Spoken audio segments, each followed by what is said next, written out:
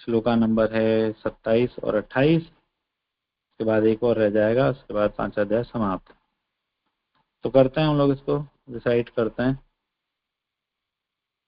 स्पर्शान् कृत्वा बहिर्बाह्य चक्षुषेवान्तरे भ्रुवो प्राणापानो समो कृत्वा नासाभ्यन्तरचारिणो जतेन्द्रिय मनोबुद्धिर्मुनिर्मोक्षपरायण विगतेता एक सेकंड विगत इच्छा भया क्रोधो यह सदा मुक्त एव सह। समस्त इंद्रिय विषयों को बाहर करके, दृष्टि को भौहों के मध्य में केंद्रित करके, प्राण तथा पान वायु को नथुनों के भीतर रोक कर, और इस तरह मन इंद्रियों तथा बुद्धि को वश में करके जो मोक्ष को लक्ष्य बनाता है, वह योगी इच्छा भय तथा क्रोध से रहित हो जाता है। जो निरंतर इस अवस्था में स्थित रहता है वह अवश्य ही मुक्त है। तो बहुत सुंदर ये श्लोक है, और इसको रिसाइट नहीं करेंगे सब लोग क्योंकि टाइम लग जाएगा, और 2-2 श्लोक हैं ऑलरेडी, ठीक है। तो लेकिन मैं आप लोगों से रिक्वेस्ट करूंगा कि आप लोग इस श्लोक पे आप समझ लो कि आज आपका क्लास टेस्ट है, और ये समझ गए आप लोग इस श्लोक पे सब लोग 1 मिनट 2 मिनट कमेंट्री करो, 2 लाइन 10 लाइन जिसको बोलना हो आप लोग बोलो कि आपको क्या समझ में आया। ट्रांसलेशन आपके लिए मैं पढ़ देता हूँ फिर से। समस्त इंद्रिय विषयों को बाहर करके, दृष्टि को भौहों के मध्य केंद्रित करके, प्राण तथा पान वायु को नथुनों के भीतर रोक कर, और इस तरह मन इंद्रियों बुद्धि को वश में करके जो मोक्ष को लक्ष्य बनाता है, वह योगी इच्छा भय तथा क्रोध से रहित हो जाता है। जो निरंतर इस अवस्था में रहता है वह अवश्य ही मुक्त है। तो कौन आ रहा है सबसे पहले? अदिति माता जी। वंडरफुल, ये सुंदर उत्साह है, ऐसा उत्साह होना चाहिए। ओके माता जी, स्टार्ट कीजिए। हरे कृष्णा प्रभु जी, दंडवत प्रणाम। की जय, गुरु महाराज की जय। प्रभु जी आपके आगे हो तो क्या मैं अपना विचार प्रस्तुत कर सकती हूँ प्लीज? नहीं, वो तो मैंने ही तो बोला आपको कि करो, तो करो। आप आगे क्या है जी प्रभु जी, जिस प्रकार से आपने इसका अनुवाद बताया हुआ है, इसमें इच्छा भय तथा क्रोध के बारे में हमें बताया जा रहा है। दूसरा, इसमें हमें एक योग के बारे में बताया जा रहा है जो कि प्राणायाम में आता है, कि अगर कोई व्यक्ति अपनी सांस वगैरह रोक करके इस तरीके से अपने मन इंद्रियों को वश में कर सकता है, तो बेसिकली इसमें हमें इच्छा को और हम उसको कंट्रोल में रख सकते हैं। मतलब किस प्रकार से हम उन दोनों को जब कंट्रोल में कर लेते हैं अपनी इच्छाओं को और अपनी इंद्रिय तृप्ति को करने के लिए, तो हमारा जो भय होता है वो भी नहीं होता और हमारा क्रोध भी नहीं उत्पन्न होता, क्योंकि इंद्रियों विषय की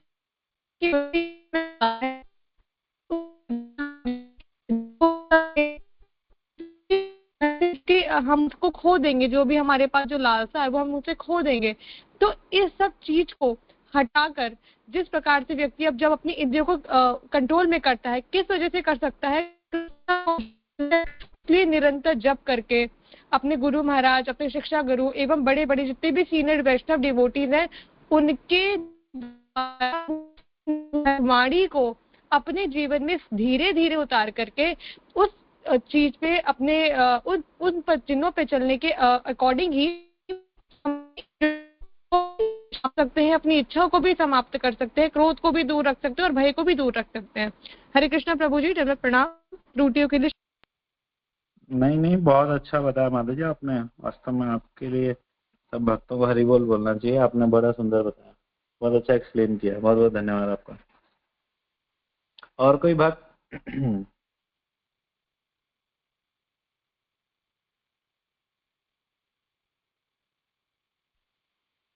हरे कृष्णा, दंडवत प्रणाम प्रभु जी। प्रभु जी मैं प्रयास करती हूँ, वैसे मुझे इतना अच्छा नहीं आता है। तो प्रभु जी इसमें ना बताया गया है जो योगी वगैरह होते हैं, योगी होते हैं, ध्यानी होते हैं, वो क्या करते हैं, मुक्त होने के लिए अपनी इंद्रिय विषयों को बाहर कर देते हैं, है ना। मतलब जैसे आंखों को बंद कर लिया और कि हम देखेंगे ही नहीं ना, और जीभ को कंट्रोल में करने की जैसे अष्टांग योग वगैरह है। और दृष्टि को क्या करते हैं, भौहों के मध्य करते हैं। जैसे मैं अपना भी बताती हूँ कि मतलब राधा स्वामी इसमें जो है या निरंकारियों में इसमें यही बताते थे कि आप यहाँ पर जो बोहो के मध्य में जगह है तो यहाँ पर उनका मंत्रों का उच्चारण करते हुए बोलो। और ये इस तरह कहीं और भी बोलते हैं, जैसे ओम का उच्चारण करते हैं तो यहाँ पर ध्यान लगाओ। और प्राण और अपान, प्राण हो गए जो हम सांस लेते हैं, अपान जो वायु निकालते हैं, और क्या करते हैं नथनों के भीतर रोकते हैं उसको, है ना। तो मन को भी कंट्रोल में करते हैं, बुद्धि को भी और इंद्रियों को भी, मतलब एक तरह से अष्टांग योग भी बोल सकते हैं। और इसको जबरदस्ती मतलब कंट्रोल में करते हैं सब चीजों को। तो इस तरह वो क्या चाहते हैं कि वो मोक्ष को लक्ष्य बनाते हैं कि हाँ इससे हमें ना मोक्ष मिल जाएगा। तो फिर क्या होता है जब वो उसको ये हो जाता है कि हाँ भाई मैं कंट्रोल में कर सकता हूँ, तो वो योगी इच्छा से, क्योंकि उसने इंद्रियों के विषयों को वश में कर लिया है, अपने कंट्रोल में कर लिया इंद्रियों को, तो इच्छा से भी वो रहित हो जाता है। भय, उसको डर भी नहीं लगता कि अब तो मेरी मुक्ति हो जाएगी। और क्रोध से भी रहित हो जाता है, क्योंकि वो अंदर अपने सब समेटने की कोशिश करता है। तो जो निरंतर इस अवस्था में रहता है वह अवश्य ही मुक्त है। तो इस तरह योगी ध्यानी मुक्त होने का प्रयास करते हैं, लेकिन फिर भी वो ब्रह्म ज्योति तक ही पहुंच पाते हैं। इसी तरह परमात्मा की भी प्राप्ति करते हैं। वो जैसे ज्ञानी लोग होते हैं वो ज्ञान से परमात्मा की प्राप्ति करने की सोचते हैं, लेकिन जो कृष्ण भावनामृत में रहते हैं वो ये सब कंट्रोल में करते हैं। लेकिन जैसे अब जीव को कंट्रोल में कैसे करते हैं, प्रसाद पाके भगवान को अर्पित किया, फिर प्रसाद पाया।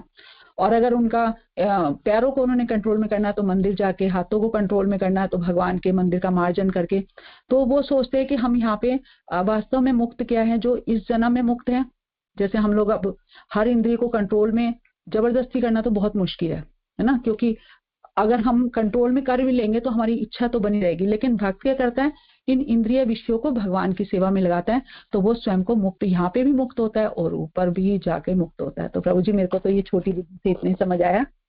तो हरे कृष्णा, दंडवत प्रणाम प्रभु जी, मेरी गलतियों को क्षमा कीजिएगा प्लीज। हरे कृष्ण। हरे कृष्णा माता जी, धन्यवाद प्रणाम। नहीं, बहुत ही सुंदर और अद्भुत आपने एक्सप्लेनेशन दिया, बहुत अच्छा बताया। धन्यवाद माता जी आपका। और बताइए, और कौन भक्त करेंगे?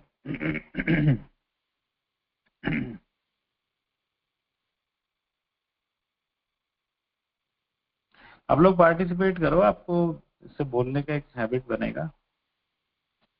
हम तो बोलते ही हैं रोज।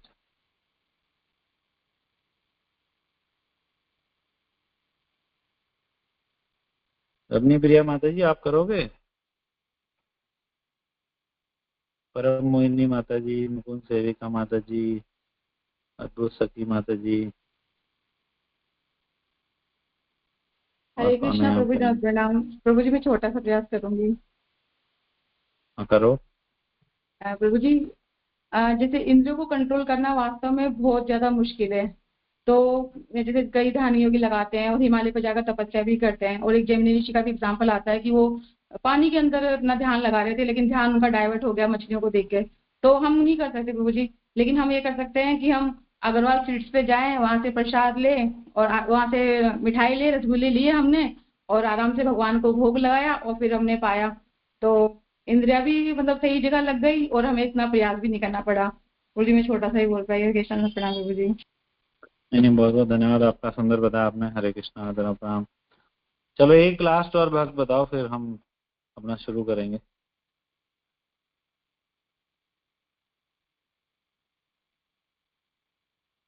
किसी को कहना है कुछ? चलो ठीक है, हम स्टार्ट करते हैं। हमारा इसको डाल देते हैं लेक्चर मोड पे।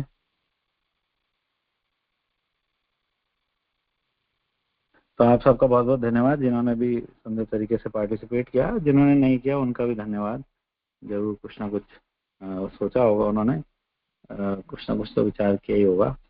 तो ठीक है, तो आज का हमारा ये श्लोक 27 और 28, समस्त इंद्रिय विषयों को बाहर करके, यानी कि इंद्रिय विषयों का त्याग कर दी। बाहर करने का मतलब बेसिकली त्याग कर देना।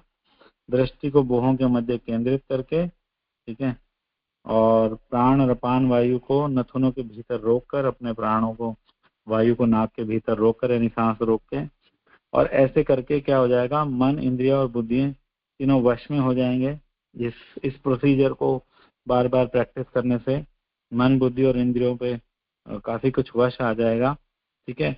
और जिस व्यक्ति ने, जिस योगी ने मोक्ष को लक्ष्य बना रखा है, इस प्रकार का प्रोसीजर करने से वो इच्छा, भय तथा क्रोध से रहित हो जाएगा, ठीक है। और जो इसको बहुत मेंटेन कर लेता है इस अवस्था को, ज्यादातर समय इसको मेंटेन रखता है, वो व्यक्ति वैसे भी मुक्त है। तो क्यों ये क्या ये श्लोक है और क्यों ये आया? क्योंकि ये श्लोक है तो फिर तो कई लोग बोलेंगे कि कई कई संस्थाएं खड़ी हो जाएंगी, वो इसी प्रोसीजर को फॉलो करेंगे, ठीक है, और वो बोलेंगे कि देखो गीता में भगवान ने प्रिस्क्राइब किया है, भगवान ने इसको अपनी सम्मति दी है, तो क्यों ना किया जाए ऐसे भी। तो जरूरत ही क्या पड़ी भगवान को, ठीक है, जब युद्ध हो रहा है और शॉर्टकट कट टू कट बात करनी है, अर्जुन को शॉर्ट में सारा समझाना है, और भगवान ने आगे चल के अभी भक्ति योग के अध्याय भी बताएंगे, तो जरूरत क्या पड़ी भगवान को इस प्रोसीजर को बीच में लेके आने की, जो ना खुद भगवान फॉलो करते और ना चाहते कि अर्जुन फॉलो करे, ठीक है, ना चाहते हम लोग फॉलो करें। तो बोलने की जरूरत क्या पड़ी? तो बोलने की जरूरत इसलिए पड़ी क्योंकि जिस प्रकार रात का डिस्क्रिप्शन देने से दिन का महत्व समझ में आता है, अंधेरे का डिस्क्रिप्शन देने से सूर्य का महत्व समझ में आता है, ठीक है, बुराई का डिस्क्रिप्शन देने से अच्छाई का महत्व समझ में आता है, उस प्रकार से ये जो अध्यात्म में चलने के अलग अलग मार्ग हैं, इनका डिस्क्रिप्शन देने से भक्ति मार्ग की सरलता और सुगम्यता का डिस्क्रिप्शन समझ में आता है, महत्व समझ में आता है, ठीक है। आपको मैं ले चलता हूँ 5वें अध्याय के पहले श्लोक में, और उससे आपको क्लियर हो जाएगा कि ये बात भगवान ने क्यों बोली, वरना कोई कॉन्टेक्स्ट समझ में आ नहीं रहा था, लेकिन अभी एकदम समझ में आ जाएगा। अर्जुन का सवाल है कि संन्यासम कर्मणाम कृष्ण पुनर्योगम च संशसि यश्रेय एतयोरेकम तन्मे ब्रूहि सुनिश्चितम। अर्जुन ने कहा है कृष्ण, पहले आप मुझे कर्म त्यागने के लिए कहते हैं, फिर भक्ति पूर्वक कर्म करने का आदेश देते हैं, तो क्या अब आप कृपा करके निश्चित रूप से मुझे बताएंगे इन दोनों में से क्या श्रेष्ठ है? तो ये जब प्रश्न किया कि दो चीजों को अर्जुन ने अलग कर दिया कि एक तो अध्यात्म का मार्ग क्या है, कर्म त्यागने वाला, सारे कर्मों को त्याग दो, ठीक है, और दूसरा है कि भक्ति में कर्म करो, तो इन दोनों से कौन सा श्रेष्ठ है? तो भगवान ने क्या उत्तर दिया? भगवान कह रहे हैं कि अगले सेकंड श्लोक में श्री भगवान उवाच संन्यासः कर्म योगश्च निःश्रेयसकरावुभो तयोस्तु कर्म संन्यासात् कर्म योगो विशिष्यते। भगवान ने उत्तर दिया मुक्ति के लिए तो कर्म का परित्याग तथा भक्ति में कर्मयोग दोनों ही उत्तम है, किंतु इन दोनों में से कर्म के परित्याग से भक्ति युक्त कर्म श्रेष्ठ है। अब इससे हम 26-27 श्लोक लिंक करेंगे। यहाँ पे भगवान कह रहे हैं कि कर्मों का परित्याग कर देना और भक्ति युक्त कर्म करना, दोनों से मुक्तियां हो जाती हैं, ठीक है ना। मुक्ति, जहां तक मुक्ति की बात है, दोनों हो जाएंगे, ठीक है, लेकिन मुक्ति से अगर ऊपर कुछ चाहिए तो श्रेष्ठ क्या चीज है? श्रेष्ठ है कि भक्ति युक्त कर्म, ठीक है। एक तो कर्म का परित्याग क्या है, जो योगी लोग फॉलो करते हैं। अध्यात्म के बेसिकली 3 मार्ग बताए जाते हैं। क्या बताते हैं? वदंती तत्स्विदस्तत्वम यद ज्ञानम अद्वयम ब्रह्मेति परमात्मेति भगवान इति शब्दते। ये अध्यात्म के 3 मार्ग है, और 3 मार्ग नहीं, ये 3 लेवल्स हैं एक्चुअली। एक सबसे बेसिक है, फिर थोड़ा सा एडवांस्ड है, और फिर मोस्ट एडवांस्ड है। तो क्या है?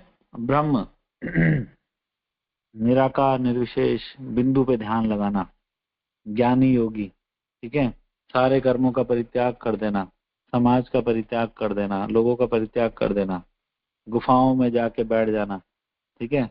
इसी प्रकार से दूसरे हैं परमात्मा का ध्यान करने वाले, वो लोग भी सबका त्याग कर देते हैं, संन्यास ग्रहण कर लेते हैं, बहुत बहुत प्रकार की योगिक क्रियाएं करते हैं, अष्टांग योग, हठ योग, सहज योग, पता नहीं कौन कौन से योग वो लोग करते हैं। और तीसरा है जो मेथड हम फॉलो करते हैं, भक्ति योग का मेथड, भगवान इति शब्द देते हैं कि साकार भगवान की उपासना करना, उनका नाम जप करना, उनको भोग लगाना, उनकी अलग अलग सेवाएं करना, जैसा शांति प्रिय माता जी ने बताया, अलग अलग प्रकार की सेवाएं करना। तो ये 3 लेवल्स में ये चीज होती है। इसमें मैं ज्यादा डिटेल में नहीं जाऊंगा, मैं पहले भी कई बार डिस्कस कर चुके हैं और आप लोगों ने सुन भी रखा होगा।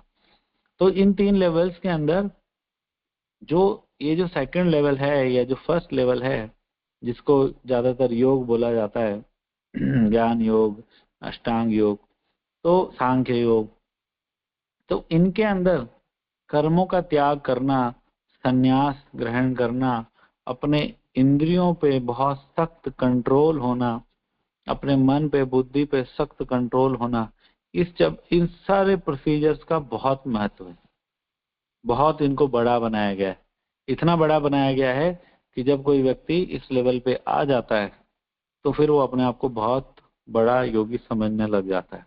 ठीक है, उसको बहुत प्रकार की सिद्धियां प्राप्त हो जाती हैं और बहुत कुछ उसको भौतिक ऐश्वर्य प्राप्त हो जाते हैं, सटल ऐश्वर्य प्राप्त हो जाता है, शक्तियां प्राप्त हो जाती हैं, इसलिए अपने आप को बहुत श्रेष्ठ समझने लगता है।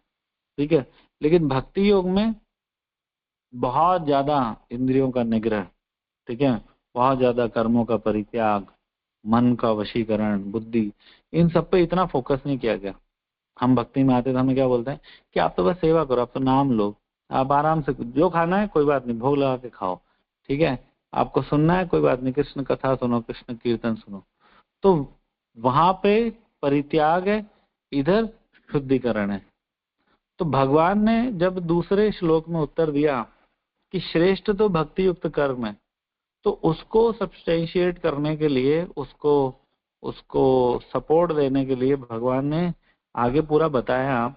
और ये 26 से 27 श्लोक में, सॉरी 27 और 28 श्लोक के अंदर भगवान क्लियर कर रहे हैं कि आप खुद ही देख लो कि भैया अर्जुन तो खुद ही देख ले कि कौन सा मेथड कितना कठिन है और कितना लाभप्रद है और कितना सरल है। किसी चीज की उत्तमता अगर चेक करनी हो तो सारे एंगल से देखी जाती है कि करना कितना टफ है, फिर करने के बाद रिजल्ट क्या मिलेगा।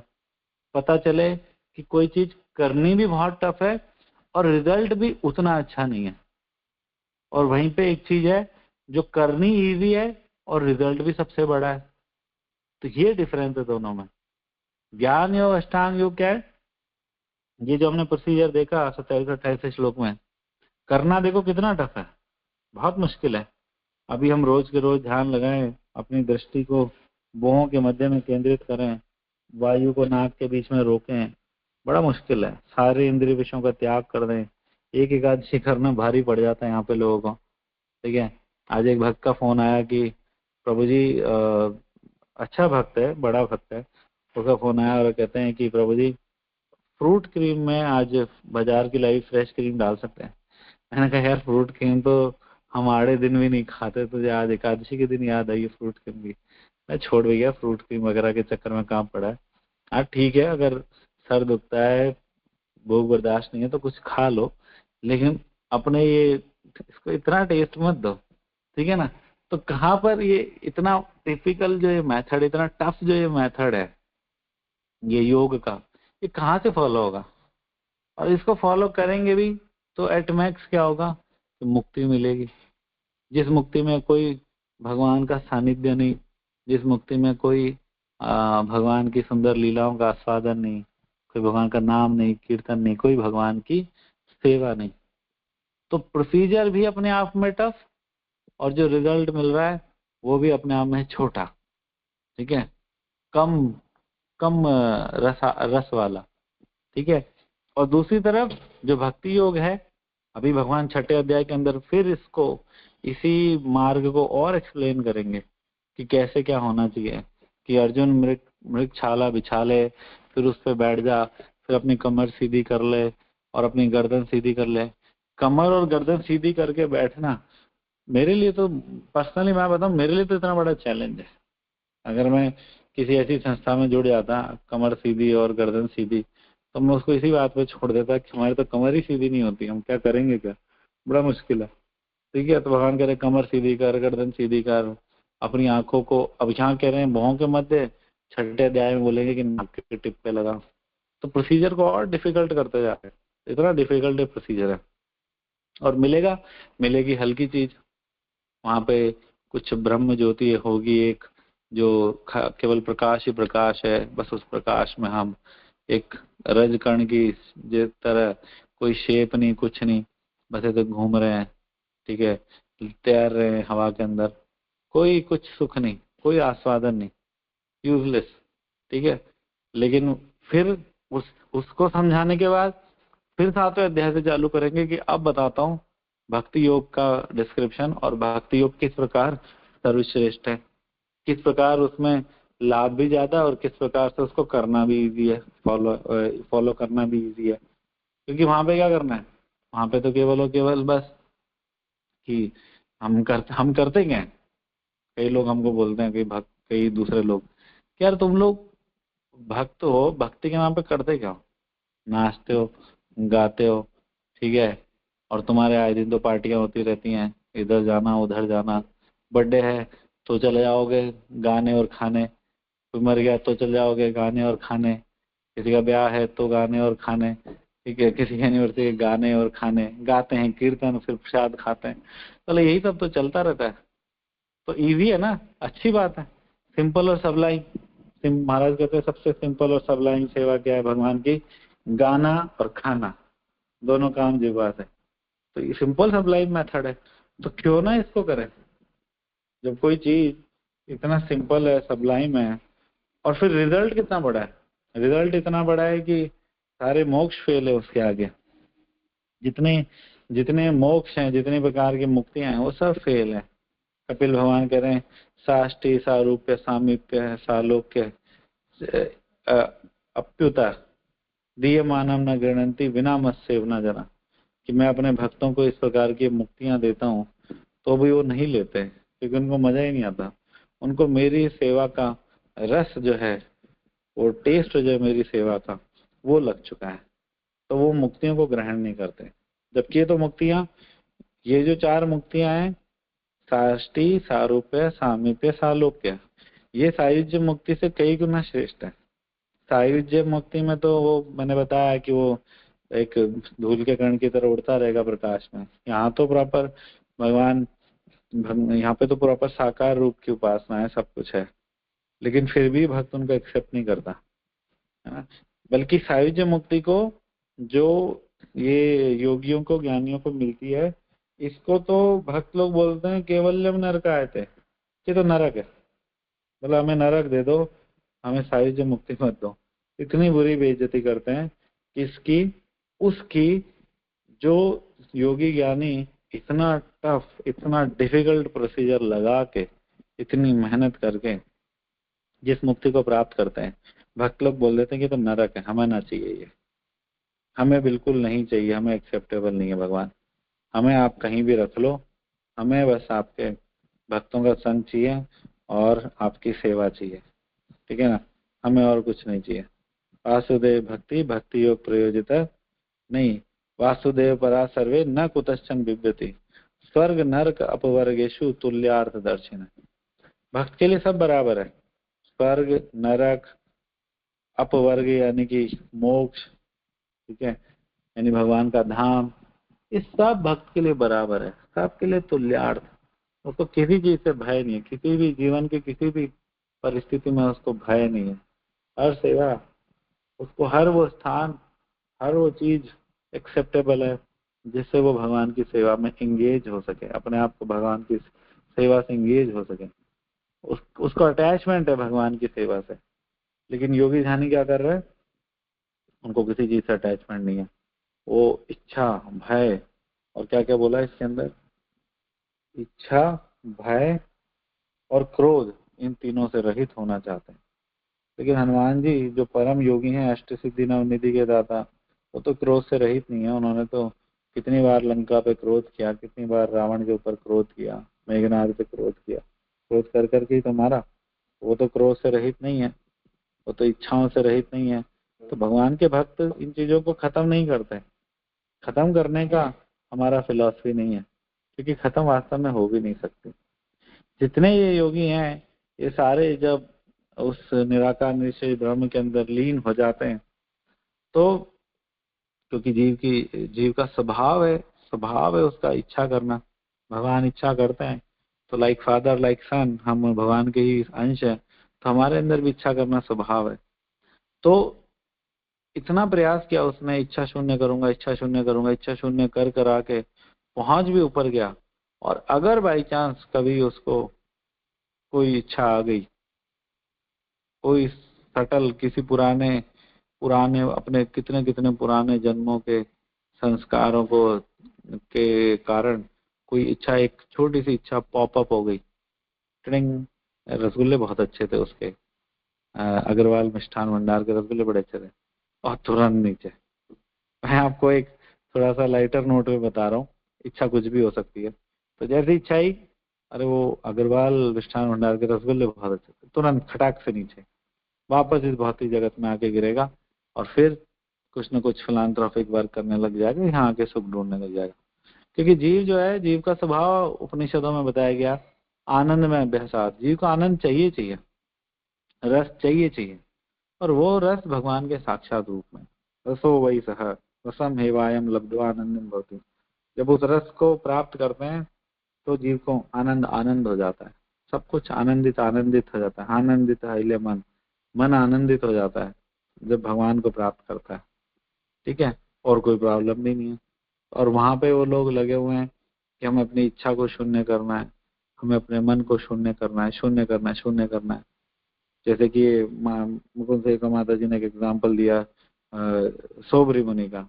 तो सोबरी मुनि ने प्रयास किया कि नहीं, यहाँ पे बहुत वो है, क्या है, माया है, ठीक है, इच्छाएं बनती रहती है। जैसे ही कोई विषय को देखते हैं, वैसे ही कोई विषय इंद्रियों से स्पर्श करता है, तुरंत इच्छा क्रिएट हो जाती है, ठीक है। जैसे विश्वामित्र योग कर रहे थे, उनकी कर्ण इंद्रियों को मेनका के घुंघरू की ध्वनियों से जैसे ही स्पर्श हुआ, तुरंत इच्छा उत्पन्न हो गई, तुरंत आंख खुल गई, ऑटोमेटिक। कितना कॉम्प्लेक्स सिस्टम भगवान का बनाया हुआ है, ठीक है। तो जैसे सोबरी मुनि ने सोचा कि भैया यहाँ तो बड़ी माया है, तो क्यों ना जल में चला जाऊं, जल में प्रवेश कर लूं, जल में माया से बच जाऊंगा। तो जल में चले गए, जल में प्रवेश कर लिया, लेकिन जल में फिर कुछ दिख गया और इच्छा पॉपअप हो गई कि जब मछलियों को इतना सुख है संभोग में, तो मनुष्यों को कितना होगा। तो कितने कितने लंबे समय का प्रोसीजर उनका सारा का सारा शून्य हो गया। तो ये क्या ब्रह्म ज्योति में नहीं हो सकता? 100% हो सकता है, बिल्कुल हो सकता है, होगा कुछ ना कुछ ऐसी इच्छा। क्योंकि संस्कार तो है ही ना चित्त पे, जो जितने हमने कार्य किए उन सबके संस्कार तो प्रिंट, उनके इम्प्रेशन तो है ही ऑलरेडी, तो कभी भी इच्छा पॉपअप हो जाएगी। तो बेटर ये है कि इच्छाओं को, मन को शून्य ना किया जाए, इच्छा और मन को जो है शुद्ध किया जाए। शुद्ध करेंगे तो सुख में रहेंगे, इधर उधर भागेंगे नहीं, कभी रिवॉल्ट नहीं करेंगे, ठीक है। आप ऑलरेडी उनको हायर टेस्ट दे रहे हो, हायर टेस्ट भी है और हायर क्या कहते हैं, रिवॉर्ड भी है, हाईएस्ट रिवॉर्ड भी है। हाईएस्ट रिवॉर्ड है कि भगवान श्री कृष्ण की सेवा मिलेगी भगवत धाम में। जिनके पास भगवान की सेवा है उसको क्या जरूरत है किसी चीज की। जब हम इच्छा ही शून्य कर लेंगे तो कैसे भगवान की सेवा के लिए सुंदर सुंदर इच्छाएं करेंगे, है ना। हमारे भक्त लोग देखो आप, मंदिरों में इतने सुंदर सुंदर गार्लेंड्स बनाते हैं भगवान के लिए। तो इच्छा बनती होगी ना कि मैं भगवान के लिए कुछ सुंदर सी गार्लेंड बनाऊं, ठीक है, कुछ भगवान की प्रसन्नता के लिए कुछ प्रचार करूं, और फिर उस बारे में सोचते होंगे, विचार करते होंगे, ठीक है, मेडिटेट करते होंगे उस पर। तो ये इच्छा शक्ति को यहाँ सही जगह काम में लगाया ना भगवान की प्रसन्नता के लिए। फालतू रोकते रहते तो उससे क्या फर्क पड़ जाता, उससे क्या उनको हासिल हो जाता? कुछ भी हासिल नहीं होता, कुछ भी उनको प्राप्त नहीं होता। तो बेस्ट तो तरीका यही है कि हम यहाँ पे भगवान पूरा खुद ही क्लियर कर रहे हैं, और अभी छठा अध्याय पूरा कंपैरेटिव स्टडी दे रहे हैं एक्चुअली। पूरी गीता जब पढ़ेंगे तो अपने आप किसी भी सिंसियर रीडर को पता चल जाएगा कि वैसे तो होने को तो 3 मार्ग हैं अध्यात्म के, लेकिन ये जो मार्ग है भक्ति मार्ग, इसके आगे सब ठीक है, इसके आगे सब मुश्किल भी बहुत है, टफ भी बहुत है, और फीके भी हैं। इसमें कोई रस नहीं है, कोई आनंद नहीं है, रिवॉर्ड भी छोटा है। रिवॉर्ड सबसे बड़ा कहाँ है? भगवान की भक्ति में। भक्ति का सुख अलग है, भक्ति का आनंद अलग है। एक बार मैं एक ब्रह्म कुमारी सेंटर के बाहर से जा रहा था अभी रिसेंटली, तो अभी रिसेंटली मैंने देखा कि वहाँ पे कीर्तन चल रहा है, और जैसे हम लोग करते हैं गौरांगा नित्यानंदा, गौरांगा नित्यानंदा, नित्याय गौरा हरि बोल, तो इस तरीके से वो लोग चिल्ला रहे बाबा बाबा बाबा, क्योंकि वो कुछ शिव बाबा को मानते हैं। मैं पहले मेंबर रहा हूँ इन संस्था का, तो मुझे पता है शिव बाबा को मानते हैं, तो वो लोगों का फोकस पूरा ध्यान पे होता है। ठीक है, अब देखो अपनी फिलॉसफी से कैसे डेविएट हो रहे हैं। पूरा ध्यान पे फोकस होता है, इच्छा को मन को शून्य करने पे होता है, लेकिन टेस्ट तो चाहिए। तो बाबा बाबा का कीर्तन कर रहे हैं। ठीक है, हम गौरांगा नित्यानंदा का कीर्तन करते हैं और हम इसी को प्रमोट करते हैं कि जोर जोर से भगवान का नाम चिल्लाओ, और उसमें बड़ा आनंद भी है। तो अब उनको आनंद चाहिए, वो तो ध्यान में तो पूरा आनंद आ नहीं रहा, तो कीर्तन कर रहे हैं बाबा बाबा बाबा बाबा ऐसे करते हैं ना, जो जल्दी जल्दी हम बोलते हैं गौरांगा नित्यानंदा गौरांगा नित्यानंदा, तो ऐसा कीर्तन कर रहे हैं बाबा बाबा बाबा, और उसके अंदर उनको आनंद आ रहा है। ठीक है, उनके अंदर उनको एक एक कहते हैं ना आनंद का आभास हो रहा है। असली आनंद तो भगवान के नाम में। लेकिन क्योंकि ये लोग थोड़ा द्वेष करने लग जाते हैं भगवान से, साकार भक्ति से इनका बड़ा तगड़ा द्वेष होता है, इसलिए ये लोग कभी भगवान के नाम को, भगवान की कथा को अंगीकार नहीं करते। लेकिन फिर भी उसका आभास का आनंद लेते रहते हैं, बाबा का कीर्तन करेंगे। और अब देखो आप बीके शिवानी है, वो जा जाके जहाँ इतनी जगह जाके, और भी इनके बहुत सारे लोग हैं। ठीक है, ये ऐसी और भी संस्थाएं जो अब जाके प्रीचिंग करने लग गए। प्रीचिंग मतलब कि कथा करना। ठीक है, तो कथा करने का आनंद लेने लगे, वरना सिंपल बोले कि भाई हमारा ये योग शिविर है, आप योग करो, आप ध्यान करो, आ जाओ। ठीक है, कथा करने की क्या जरूरत है, उनको प्रोसीजर बताओ सीधे पिन पॉइंट कि भाई ये ध्यान का प्रोसीजर है, ध्यान करो। कथा करने की क्या जरूरत है। लेकिन सुख तो क्योंकि श्रवण कीर्तन नहीं है, आनंद तो सारा का सारा श्रवण कीर्तन में रखा हुआ है, और वो आनंद उनको आ नहीं रहा उसके अंदर। तो इसलिए ये मार्ग जो है बहुत मुश्किल भी है, और इसमें कोई सुख भी नहीं है, और रिवॉर्ड भी बहुत हल्का है, बहुत छोटा है। और इसी की कंपैरेटिव स्टडी देने के लिए भगवान ने वास्तव में ये श्लोक बोला है। ठीक है, हरे कृष्णा। बाकी प्रभुपाद ने बड़ा सुंदर परपोर्ट यहाँ पे लिखा है, और उसी का व्याख्या मैंने करने का प्रयास किया, आप लोग उसको पढ़ लीजिएगा। हरे कृष्णा। जय गुरु शिल प्रभुपाद की जय, परम करुणा में शिल गुरुदेव की जय, परेश्वर जी की जय, आप सभी भक्तों की जय, निताय गौर प्रेमानंद हरि जय। कोई सवाल हो या किसी का कोई कुछ टिप्पणी हो तो वो कर सकते हैं। हरे कृष्ण।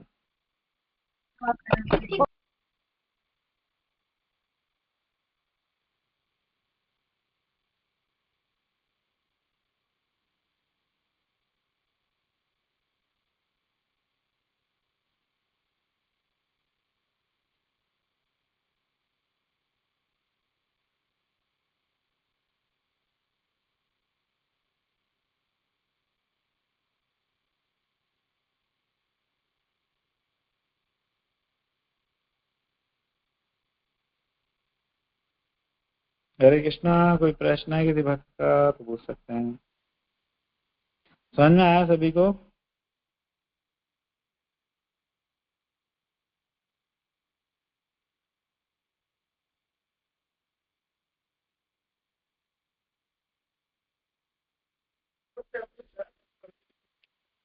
हरे कृष्ण प्रभु जी, धन्यवाद, प्रणाम। हाँ प्रभु जी, धन्यवाद प्रणाम। प्रभु जी थोड़ा मैंने लेट ज्वाइन किया था,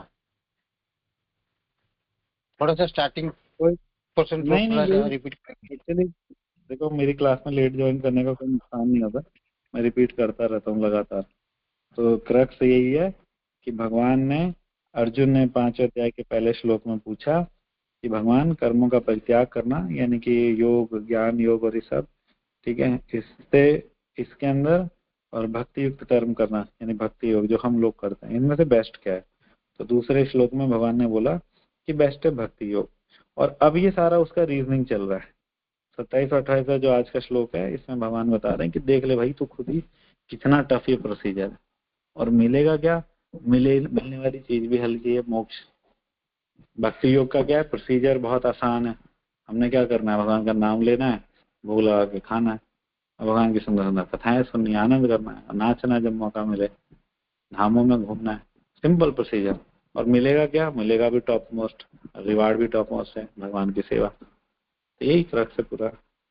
ठीक है, थैंक यू प्रभु जी, हरे कृष्ण, धन्यवाद, प्रणाम।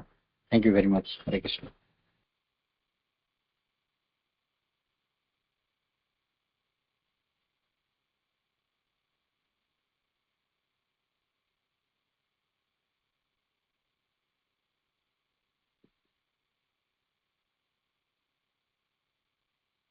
ओके, समय से माता जी समापन करें, कोई प्रश्न नहीं है तो। हरे कृष्ण प्रभु जी। यस प्रभु जी, कोई प्रश्न नहीं है तो हम विराम दे सकते हैं। And thank you so much Prabhu ji for the such a divine session. और आप इतने इंटरेक्टिव वे में लेते हैं सबको क्लास में शामिल करते हैं, तो बहुत इंटरेस्ट बना रहता है क्लास को सुनने में, समझने में। Thank you so much Prabhu जी। हरे कृष्ण प्रणाम।